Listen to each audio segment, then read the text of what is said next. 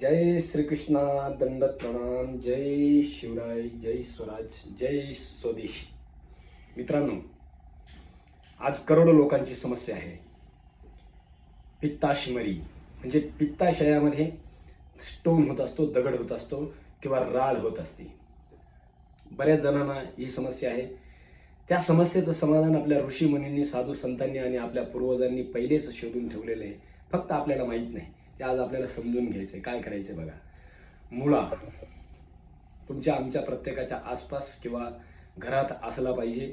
आणि याचाच प्रयोग मी तुम्हाला सांगणार आहे. साधारणतः मुळ्याचे ताजे पानं घ्यायचे.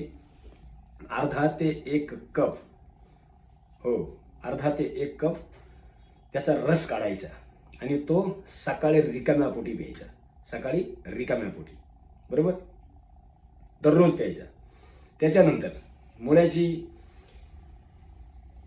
हा जो मुळा दिसतोय तुम्हाला, नेहारी केल्यानंतर, म्हणजे सकाळी समजा आपण नाश्ता वगैरे करतो, नेहारी केली का त्याच्यानंतर कच्चा मुळा खायचा आहे. हो, दुपारी आपण जेवण केलं तर जेवणाच्या अगोदर कच्चा मुळा खायचा आहे. हे दोन्ही गोष्टी लक्षात ठेवा. रात्री मुळा खायचा नाही. आणि याच्यासोबत दुसरा एक प्रयोग आहे. नाशपाती नावाचं एक फळ आहे.